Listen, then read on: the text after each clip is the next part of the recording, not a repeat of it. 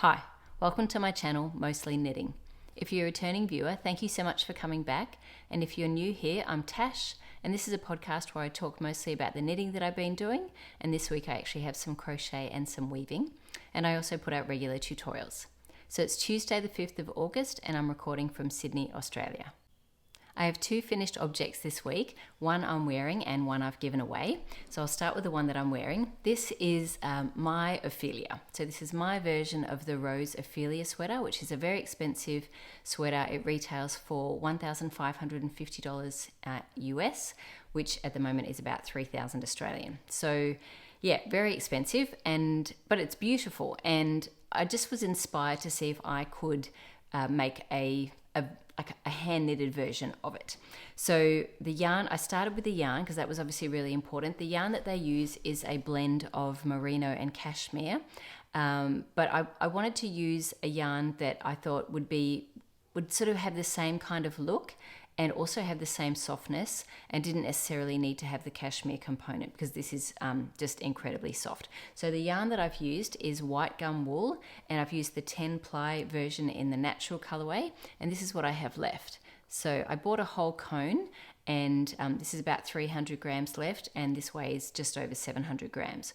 Although I could have probably got it out of 700 grams if I'd made the sleeves a little bit smaller. So I'll talk about what I did here because it's obviously finished.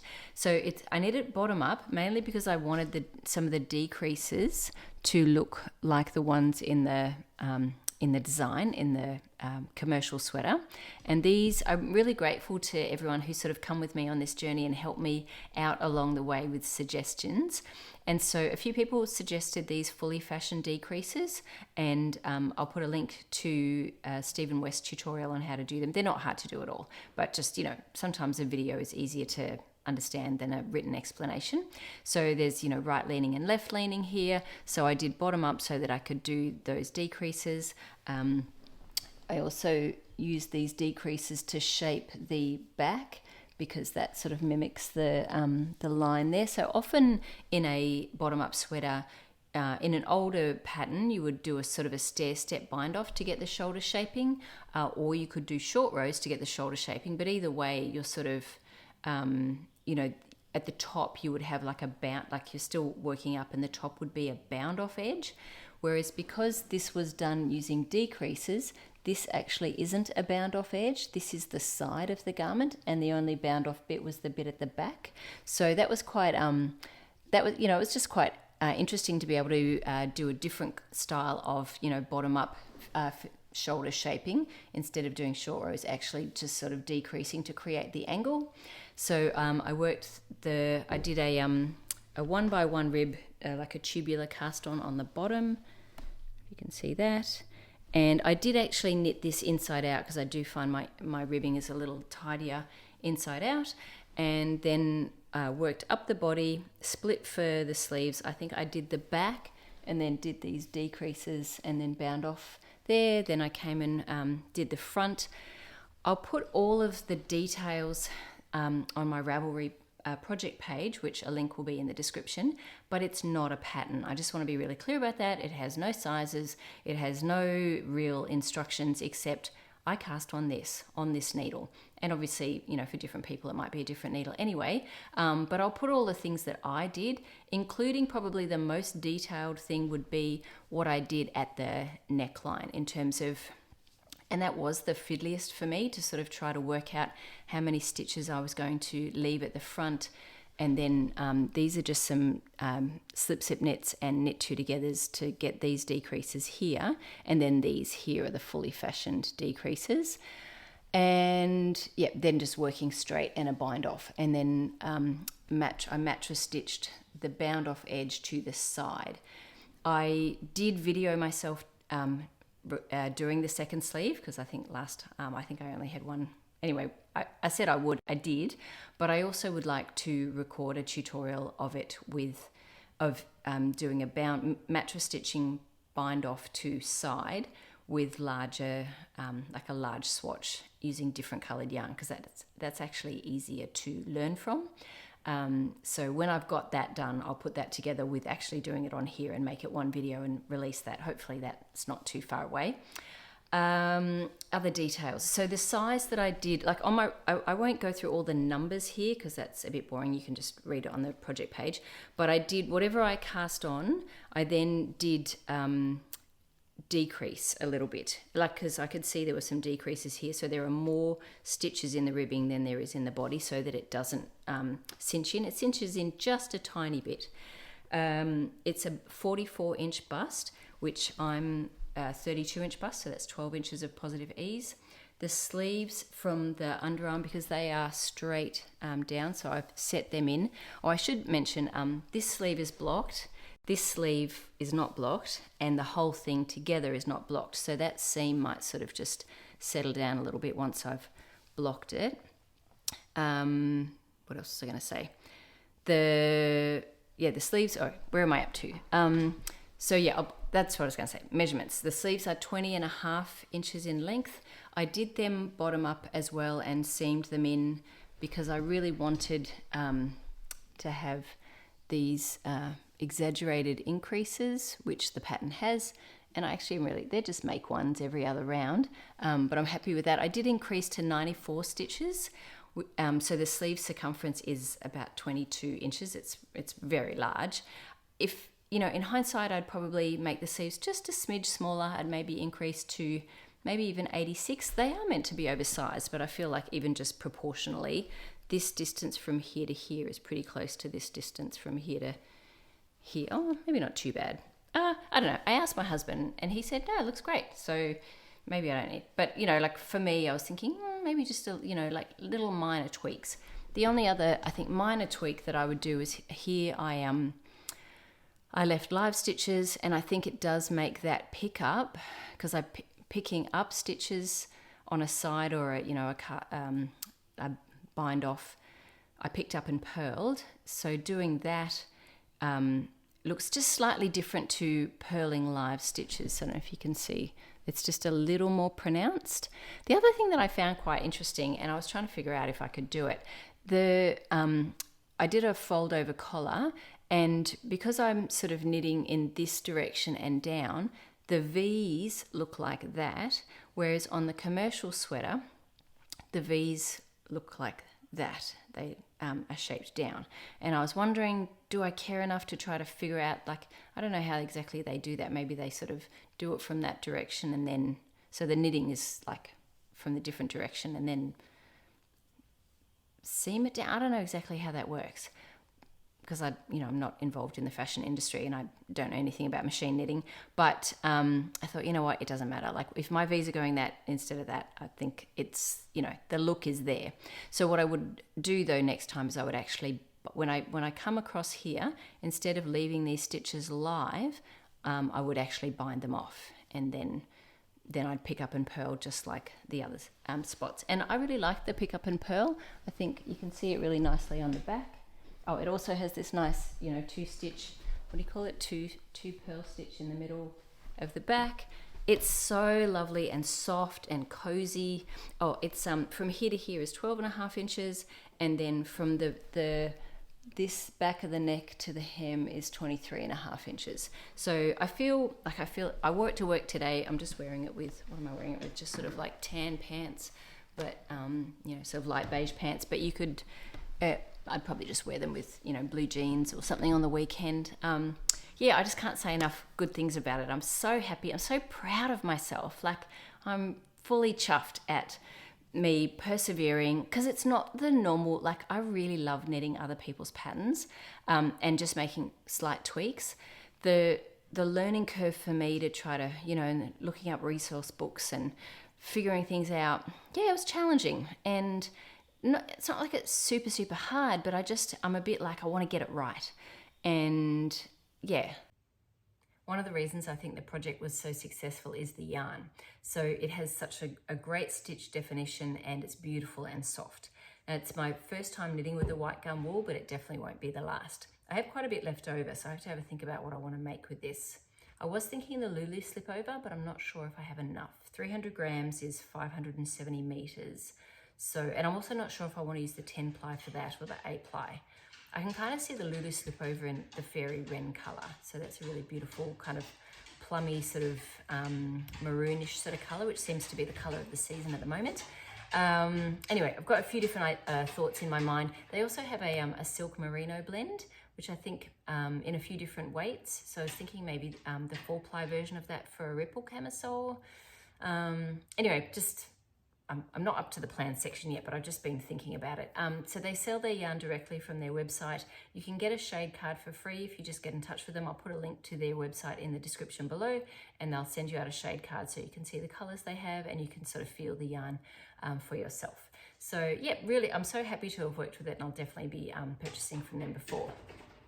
The other thing I forgot to mention is they actually do supply to other like clothing retailers, like for high-end knitwear. So they supply to a company called Another Tomorrow, and there was one that actually really caught my eye. It's called the funnel neck sweater, I think. It's got these really interesting details. So I'm already started thinking about the next, you know, hand knit version of a commercial sweater.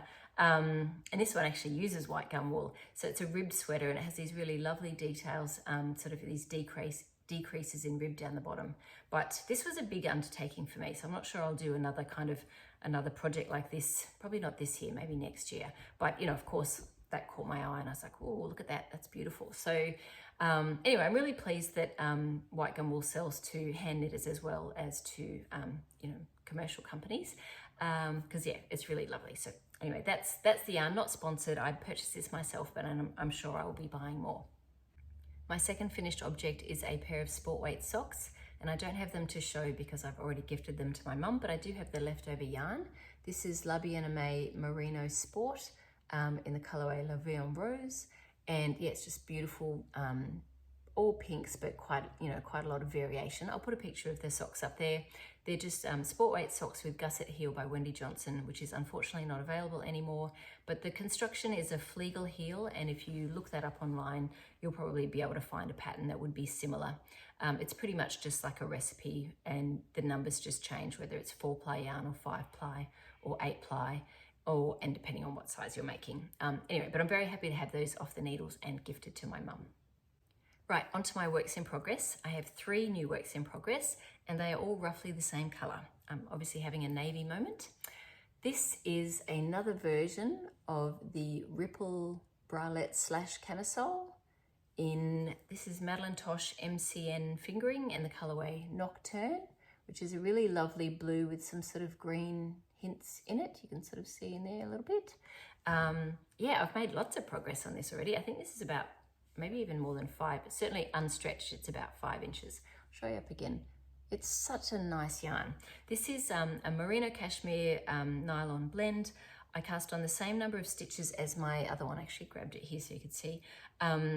This one's blocked, although obviously it's still this one's not blocked yet, but I cast on the same number of stitches, but this yarn is definitely a little bit plumper. So this is Skein Sisters Fabulous Sock, and 100 grams, I had 104 in the ball, but 100 grams is meant to be 400 meters, whereas with this one, 120 grams is 370 meters. So this is definitely a little bit plumper, and I think as a result, my rows are a little bit taller. So I think this one I had like 11 rows to the inch.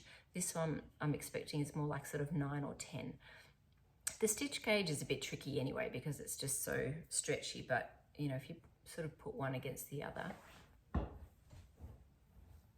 this one's blocked, this one's not, so it's hard to tell.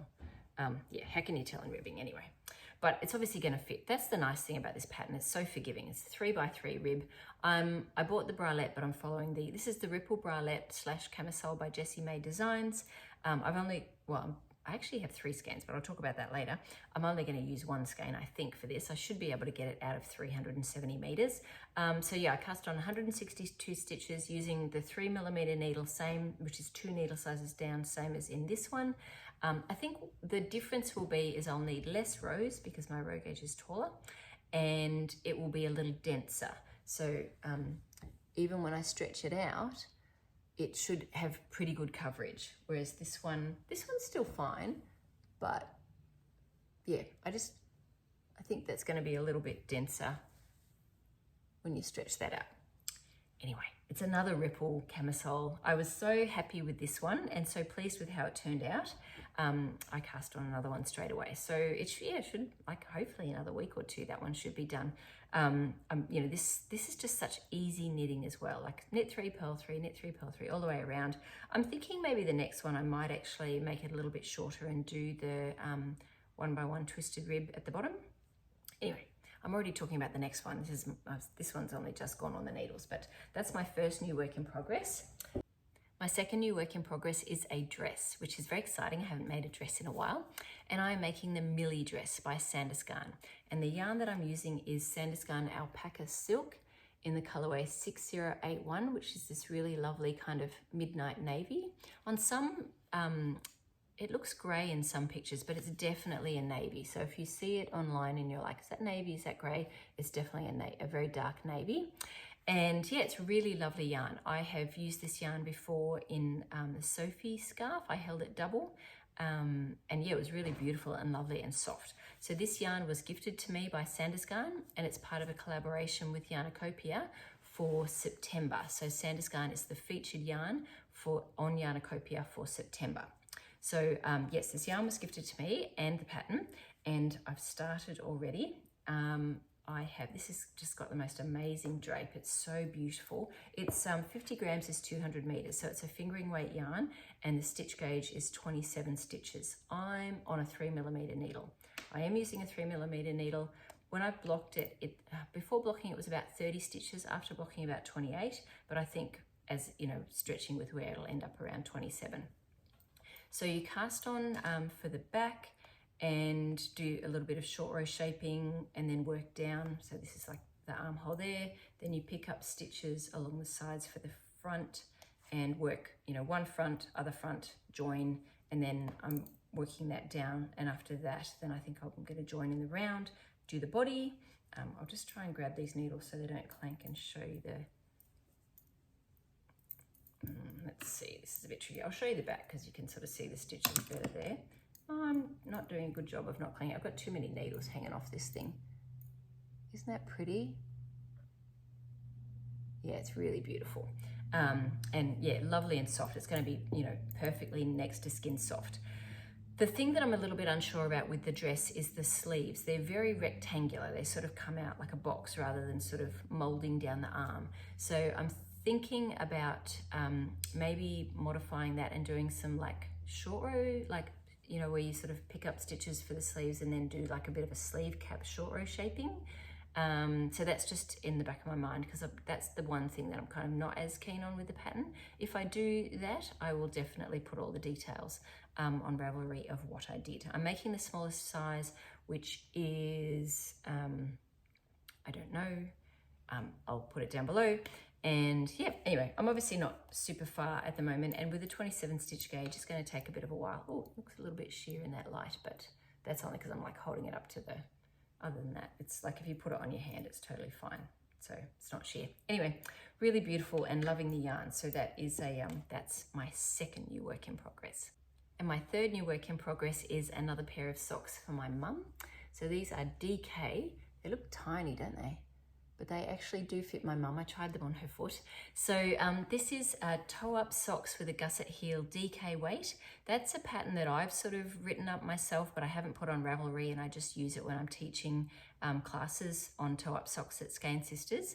But I did find a pattern very similar called the Cosy Chillin socks by Michelle Higgins, who is Finicky Creation. So that's a free pattern on Ravelry, and it's the same kind of idea with DK weight yarn and the Flegel heel and everything. So, and yeah, free pattern. So if you're interested in making toe-up socks with it's like the easiest way to learn how to knit sock. If you never knit a sock before, I highly recommend this. It's like there's no picking up stitches along the side. There's no picking up stitches at all. It's a very, very easy construction. It's this in a fingering weight was the first pair of socks I ever made, and probably my first 10 pairs of socks.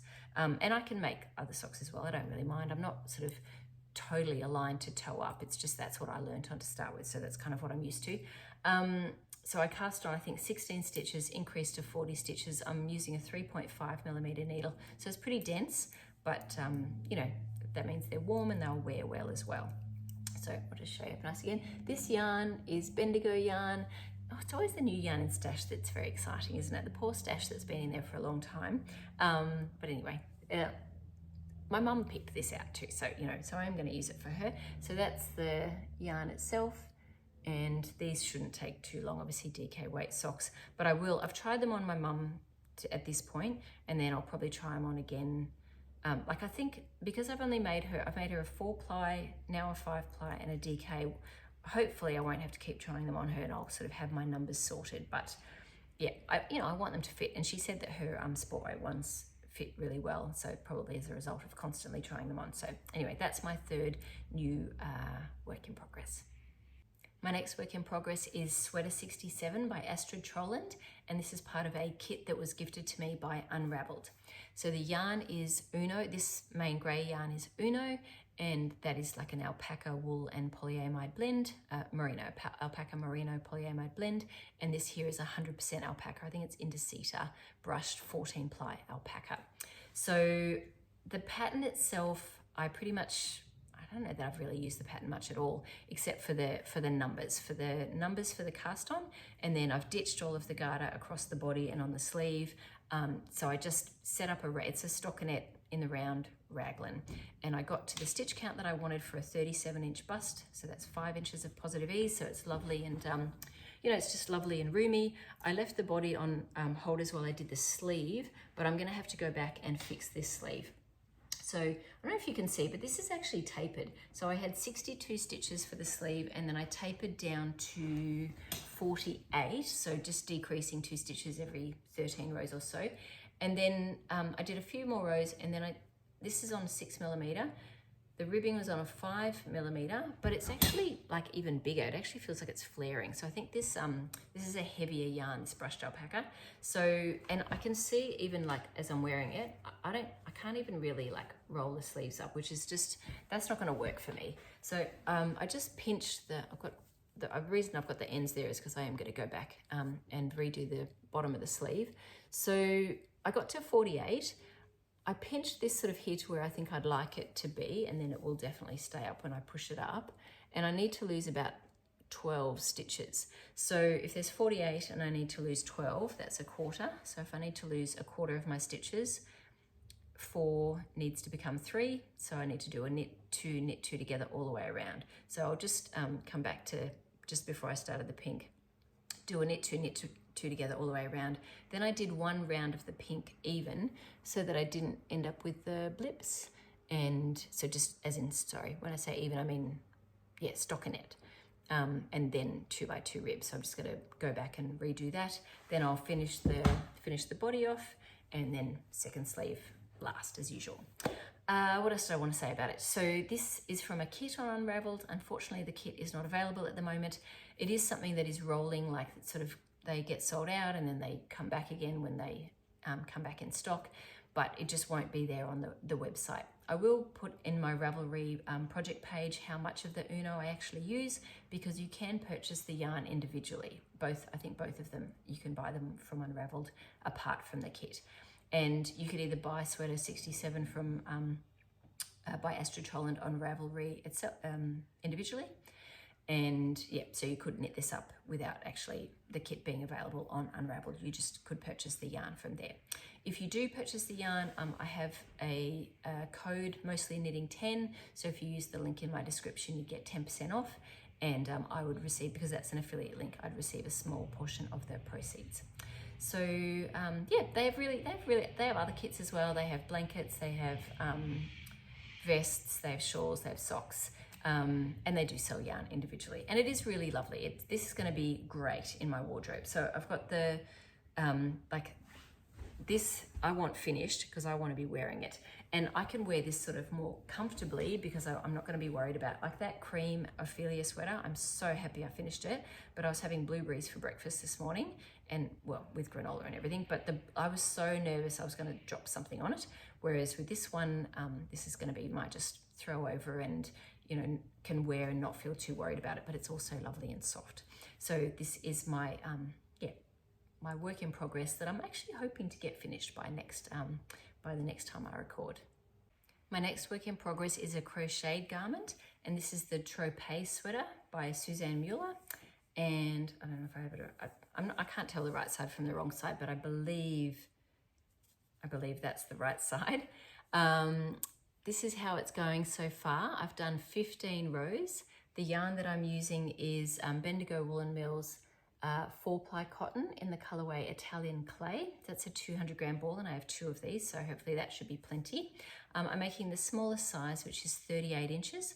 I'm really hoping that's going to work out okay. The bottom seems a little bit tighter. The pattern said to do your first chain pretty tightly. It does seem a bit tighter than the rest of it, but not crazy. I don't really even know if my crochet is like even or not. I know what even knitting looks like, but I'm less confident on that with crochet. I don't know, what do you reckon? Passable? I don't know. It's okay. I'm happy with it. And it feels like my stitches are roughly, with knitting, even tension's the main thing, as long as your stitches all kind of look roughly like the other ones. So I don't know, I'm happy with it. It's my first crocheted garment, so yeah, I'm super excited. I think this is about 1/3 of the way up the back. I'm not entirely sure. It's mostly rectangles, which I think is great for me. The only bit that will be tricky will be the front. Each row takes me about 10 minutes. I'm really, really quick until I get, really, really, I'm not like, for me, that's quick. Probably if you're like experienced crochet, you'd be like, that'd be 5 minutes for me. But when I get to the end, obviously chaining into the space is really quick, but just chaining into that very, double crochet into that very last stitch on the end, it'll take me a whole minute to get my crochet hook through it. Sometimes I have to get a tapestry needle and just try to pull out the 2 loops to sort of get in there underneath. I'm trying now, when I get to that 3rd chain, to just do that 3rd chain, the one that I have to go into, doing it a little bit looser. If anyone else has any crochet tips on that, I'm more than happy to hear it, because I'm not an experienced crocheter, but I'm having fun with this. And I think, my goal is to kind of do at least a couple of rows every day. That's 20 minutes. And then eventually it will just, it will grow. So anyway, that's my, my crocheted work in progress. My next work in progress is a woven scarf, which I'm making out of Wollmeise 100% in this kind of red-pink colorway that I've lost the ball band for. I'm not going to bring the loom up here and show you because it's on a stand and everything, but I'll just put a picture of how it's going up there. I think I've done half an hour, and it doesn't weaving, once you've warped up the loom, it's extremely quick. So I don't think it will take me very long if I actually just do it. But that is actually something that I'm curious. It's probably a bit late. Oh, actually, no, I already know. I've done half an hour. Maybe if I time myself, every time I do it, I do say, let's say 20 minutes or whatever, keep a note of it and see just how long it actually takes me. I warped up 210 centimeters. It's just basic weaving, right? I'm not doing any kind of pattern or anything. So yeah, I'm curious to see how long that actually takes me. But yeah, that's my goal, is to try and do 15, 20 minutes a day. Not overwhelm myself. Similar to the crochet, just, all of a sudden I'll be at the end. I have 2 more works in progress, neither of which have seen much, if any, progress, but I'll just quickly show them. They've maybe 2 or 3 rows. This is the Chrysler top by Pernille Larsen out of Knitting for Olive Pure Silk, and I'm knitting it on a 2.5mm needle, which is a couple of sizes smaller. It's going to take a while. And one more, the Oslo hat by Petite Knit. This is such a pretty color, and it's also really lovely and soft. This is Black Wattle Honeysuckle, which is a 70% alpaca, 20% silk, 10% cashmere blend, and I'm knitting that on a 3.5mm needle, 112 stitches. And that's it for my works in progress. I actually have 2 more projects cast on to show you, but they aren't actually for me. But not only is the item not for me, but the knitting's not for me. So I thought I'd just quickly show you, because I cast them on, but they're for my daughter Alex to continue. So Alex wants to make a ripple bralette, and the yarn that she picked from my stash was the half-baked hand-dyed in this undyed colorway that I was going to make the ruffle socks out of, but that's what she chose to make a ripple camisole. So I think she wants to make the version, not a bralette, she doesn't want to make she does want a camisole, but she wants the ribbing at the bottom. So I've cast on, can you see there? Probably nothing to see. I've cast on and done 2 rows of 2 rows of 1x1 rib, and it's ready for the 3rd row. And I'm also doing that on a 2.5mm needle, no, 3mm needle, I should say, 3mm needle. So that's one cast on for her. I just cast that on maybe yesterday or the day before, and she's working very hard at the moment. So when she has a little bit of brain space, not that it's that hard, it's a knit through the back loop purl. It's not, I would not normally recommend, if someone's sort of getting back into knitting, using such thin yarn and fine and small needles, but this is what she wants to make. So like, you know, and you're more likely to work on it if you actually want the project rather than something that's bulky and quick that you don't actually want. At least that's Alex. And the other thing that I cast on for her, this was the first thing I cast on. I cast it on ages ago when I did my Chrysler top. I cast on one for her as well in this ice blue. But this one's got a bit more going on because you have to decide, it's more stitches and also and a smaller needle. This is a 2.5mm needle. And you then also have to think, am I twisting the knits on this row or am I not?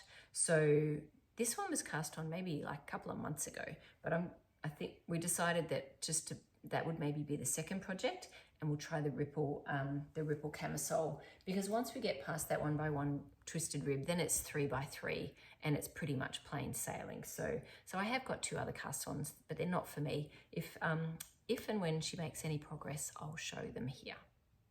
My next segment is acquisitions and plans, and I didn't think I would have any yarn acquisitions after Bendigo, but I did see a really lovely yarn on D-Stash out in the Australian Knitters Forum, and I was sorely tempted, and and it's just a beautiful colorway, and I've actually already shown it.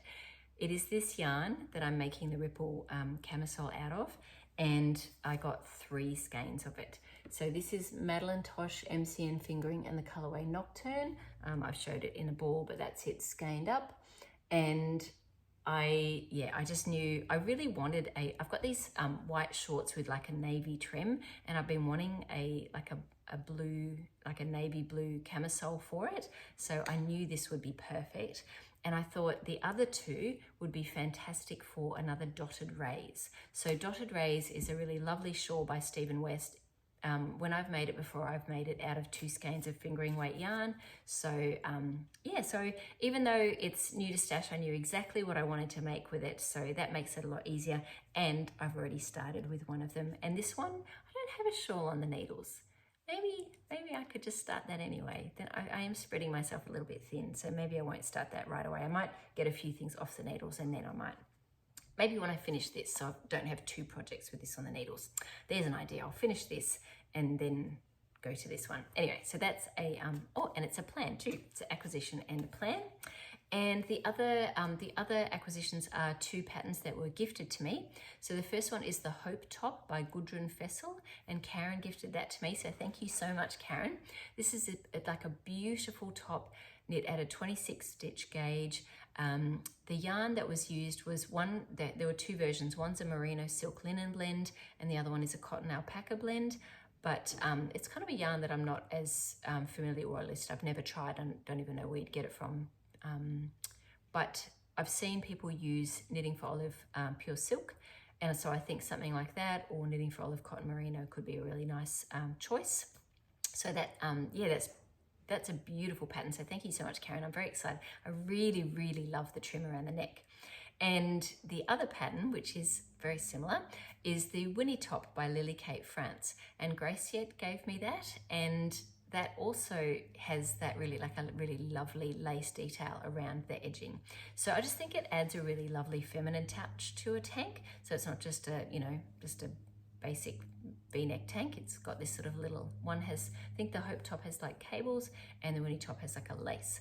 So the Winnie Top is made with Cardiff cashmere at a looser gauge, actually, like a 21.5 stitch gauge on 3.75mm needle. So that should have really nice drape. So thank you very much for that. I'm very excited to make both of those. And tops, they just go by so quickly because there's no sleeves, and there's not even usually, like, especially if it's a camisole, it's not even like little cap sleeves. There's just no sleeves at all. And then if it's a V-neck, there's not even really much up here. So yeah, anyway, and like the ripple camisole, it's like not even one skein of yarn. I literally will use less yarn in this than I would for a Musselburgh hat. So, you know, when I think about that, I'm like, why have I made 20 plus Musselburghs? Why don't I have 20 plus camisoles? I'm far, like, especially where I live, and like I'm far more likely to wear the camisoles than I am all of those beanies. Anyway, it's time to start giving some of those away, I think. So that is it for acquisitions and plans. Actually, I have one more pattern that was gifted to me, but it was by someone who didn't leave their name, but I wanted to say thank you. This is the Winnie Sweater, and it's designed by Celine, who is Woozy by Celine, and she has a lovely podcast where she shares all her, you know, her knitting adventures and when she's traveling, and yeah, she just has a real love of knitting, very vivacious. So if you're not already watching her, I highly recommend her podcast. And she also designs sweaters. So this one is made at a 16 stitch gauge. It's got a really lovely sort of like a mock neck, sort of like a funnel neck with these lovely big bell sleeves. And I'm thinking the yarn that might be nice would be Camarose Snefnug or Issia Soft. I haven't knit with that yarn before. I haven't knit with the Snefnug either. I've got a couple of balls of that, but not enough for a sweater. But I might actually just swatch that up and yeah, thinking. Anyway, thank you very much for gifting me that that pattern. And I'm really keen to try a pattern by Celine. Just, you know, I've never knit any of her patterns before. So, and this one looks like it would be, you know, a quick one. Yeah, and lovely to knit. Up next is just a little Ravelry tip segment. I had a request from a viewer to explain how to share a project page on Ravelry. So you can share your own project page or you can share a pattern page. You can't share project pages of other people.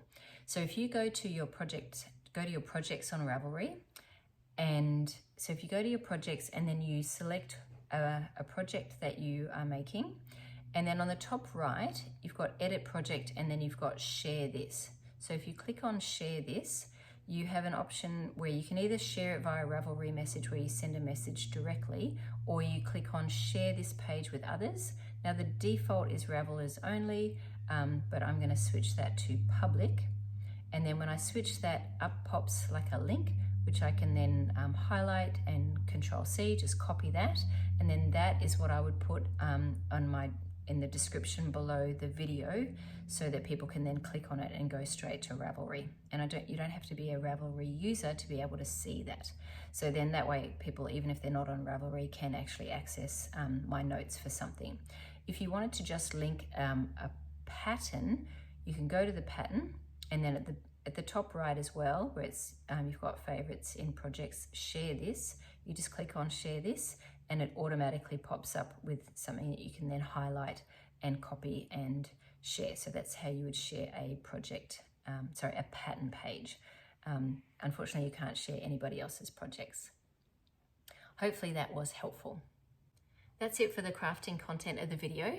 Thank you so much for being here. And if you've enjoyed the video, if you wouldn't mind liking and subscribing, I'd really appreciate it.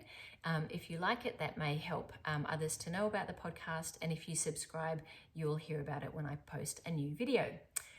So I'm just going to move on to my personal stuff pretty quickly. I teach knitting at Skein Sisters, which is my local yarn store. And on Saturday, I had 2 classes. I had short rows and socks from the toe up.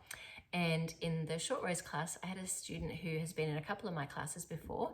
She took a Fair Isle class with me and a cables class, Virginia, and she wore this beautiful Fair Isle sweater. And it was just, it's so lovely to do a class with someone on Fair Isle and then have them come in afterwards with their gorgeous Fair Isle garment. And she had socks on that were had a cable on them. So yeah, it was just so lovely. And she was happy for me to take a photo and pop her photo up here. So that's Virginia. So thank you for being in my class. And it's a real joy to me to have, I enjoy doing the tutorials online, but I also really love doing classes where you're actually in the room and you get, the feedback from people. It's really nice. There were actually a couple of people in the class that were our viewers. So yeah, I just wanted to say hi, Maria and Lauren. It was lovely to have you in the class on the weekend. It was lovely to have everybody, but I know that you guys watch. So yes, hello, and thanks for joining me for knitting classes in person. Other things going on, I missed that class is actually on the same day. The first Saturday of the month is my guild meeting, so I missed my guild meeting, but I think most of the people were on the knitting cruise anyway. But I think that we've got I haven't RSVP'd yet, but I must do this. There's like a lunch meetup at Hazelhurst Gallery, which is a gallery near me, on the 23rd of August. And we're going to have lunch there and have a look at a knitting installation. So there's an installation called Gut Feelings, and there's like all of these people who have knitted parts of, it's something to do with your gut health, which is very appropriate. I'm very curious. Like, I've heard of knitting installations before. I've never seen one in person, so I'm looking forward to that. And it is kind of appropriate for me because I have a lot of gut issues, which is not something I normally talk about on the podcast, but I haven't been feeling very well lately. I do suffer from regular headaches and occasionally get migraines, and I've had a bit of a bad run lately. And I've also had a lot of gut issues lately, like really bad tummy pains and nausea. So I'm changing to trying out a low FODMAP diet. I've resisted. I really, hate's a strong word, but I don't like dieting. I don't like watching what I eat. I like to just eat when I'm hungry, roughly what I want, with a roughly healthy sort of mix. But I'm just finding that I think maybe some things are bothering me, like onions and garlic and chili and stuff, things that are so yummy. But yeah, it's not worth eating if I'm going to be in pain. So yeah, so the Gut Feelings installation is probably an appropriate one for me to go to. Anyway, I'm thinking about going and seeing a naturopath or a dietitian or something, just to get a little bit more information than what Google will give me. I do know that I have an inflamed gut. Like, I know that medically, like I've had an endoscopy. So I do know that that's an issue, that I have gastritis, but I've just not really done anything about it. So I think now's the time. Anyway, enough about my gut. Thanks so much for being here. Hopefully, if you're in the Sutherland Shire area and you want to go and check out that installation, I'll be there on Saturday the 23rd, having lunch with my Knitters Guild group, but it's a pretty open, friendly group, so you could always join us. Yeah, and go around and have a look at the knitting installation. Anyway, hope you're enjoying your knitting. Thanks so much for being here, and yeah, I'll see you in the next one.